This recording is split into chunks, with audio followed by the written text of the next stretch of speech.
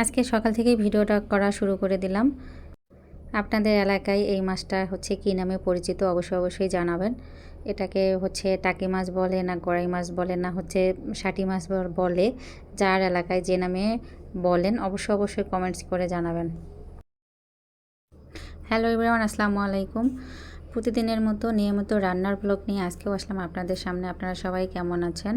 আলহামদুলিল্লাহ আমি ভালো আছি আপনাদের দোয়ায় এবং ভালোবাসায়। এই তো আজকে হচ্ছে সকালবেলা থেকেই ভিডিওটা শুরু করে দিলাম। সকালবেলায় হচ্ছে আজকে টাকি মাছের ভর্তা করব। তো এই জন্য প্রথমে হচ্ছে কড়াই বসিয়ে দিয়ে কড়াইয়ের মধ্যে সামান্য পরিমাণে তেল দিয়ে দিলাম। তেলের মধ্যে হচ্ছে কয়েকটা কাঁচামরিচ আর হচ্ছে কয়েকটা রসুনের কোয়া দিয়ে দিলাম।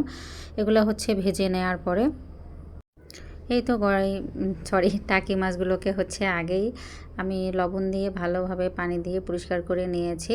অবশ্যই মাছ হচ্ছে পরিষ্কার করতে গেলে একটু লবণ দিয়ে পরিষ্কার করে ফেলবেন। আর এই তো মাছগুলোকে হচ্ছে ভালোভাবে লবণ হলুদ মাখিয়ে এই কড়াইয়ের মধ্যে হচ্ছে দিয়ে দিলাম। এখানে হচ্ছে সামান্য পরিমাণে আমি অবশ্য যে তেলটা ছিল ওই তেলের মধ্যেই দিয়ে দিলাম। আর হচ্ছে একটু পরিমাণ মতো পানি দিয়ে দিলাম এগুলো সিদ্ধ হওয়ার জন্য, কারণ এই মাছটা হচ্ছে একটু সিদ্ধ করে নিয়ে পরে হচ্ছে হালকাভাবে এভাবে ভেজে নিলে কিন্তু ভর্তাটা খেতে অনেক ভালো লাগে। তো যাই হোক, পরে অবশ্য মাছগুলোকে আমি সিদ্ধ হওয়ার পরে এইভাবে হচ্ছে ভেঙে নিলাম। খুন্তির সাহায্যে ভেঙে একটু হালকা ভেজে নিলাম। আর বেশি কড়া করে কিন্তু ভাজা যাবে না, ওই ভর্তাটাও খেতে ভালো লাগে না। বেশি কড়া ভাজাও না, আবার হচ্ছে কম ভাজাও না, হালকা লালচে করে ভেজে নিতে হবে।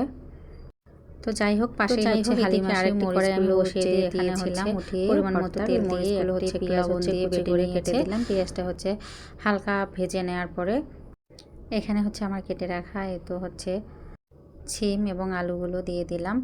এবার হচ্ছে স্বাদ মতো লবণ, হলুদের গুঁড়ো দিয়ে ভালোভাবে নেড়েচেড়ে এই তো পাশেই হচ্ছে আবার আমি ভর্তা করতেছিলাম। তো ভর্তার মধ্যে হচ্ছে আমি তো কাঁচা পেঁয়াজ কেটে দিয়ে দিলাম। এই তো স্বাদ মতো হচ্ছে একটু সরিষার তেল দিয়ে ভালোভাবে হচ্ছে মাখিয়ে নিচ্ছিলাম। সকালবেলা কিন্তু গরম ভাতের সঙ্গে এই মাছ ভর্তাটা খেতে কিন্তু অনেক ভালো লাগে। আপনাদের কাছে কেমন লাগে অবশ্যই কমেন্টস করে জানাবেন। আর এই তো এইদিকে হচ্ছে সিমের মধ্যে একটু আমি পানি দিয়ে দিলাম। এখনকার সিমগুলো কিন্তু হচ্ছে হাইব্রিড, বাজারে যেগুলো পাওয়া যাচ্ছে, দেশিগুলো এখনও বের হয়নি। তো যাই হোক, এই সিমগুলো কিন্তু একটু সিদ্ধ হতে সময় লাগে, তাই কিছুক্ষণ জাল করার পরে এই তো হচ্ছে পরে আমি কাঁচামরিচগুলো দিয়ে দিয়েছি। আর আমি বেশিরভাগ সময় কিন্তু হচ্ছে ভাজির মধ্যেও কাঁচামরিচটা একটু পরেই দিই। ভাজির মধ্যে কিন্তু এই মরিচটা খেতে ভালো লাগে ভাতের সঙ্গে আর কি। তো কিছুক্ষণ পর আমি আবার ঢাকনাটি উঠিয়ে নেড়েচেড়ে দিচ্ছিলাম, যেহেতু হচ্ছে মাটির চুলায় রান্না করতেছি। খড়ির চুলায় তো হচ্ছে অল্প একটুতেই কিন্তু পোড়া লেগে যায়। তো যাই হোক, এরপরে হচ্ছে ঢাকনাটি উঠিয়ে আমি হচ্ছে ধনিয়া পাতা দিয়ে দিলাম, আবার একটু ভালোভাবে নেড়েচেড়ে দিচ্ছিলাম। তো এবার আরেকটু ঢাকনা দিয়ে দিলাম ধনিয়া পাতাটা আর কি সিদ্ধ হওয়ার জন্য। তো আজকের আয়োজন আমার এই পর্যন্ত। আপনাদের কাছে কেমন লাগলো অবশ্যই একটু লাইক কমেন্টস করে জানাবেন। ভালো লাগলে সবার মাঝে শেয়ার করে দেবেন। ধন্যবাদ সবাইকে। সবাই ভালো থাকবেন, সুস্থ থাকবেন। আল্লাহ হাফেজ।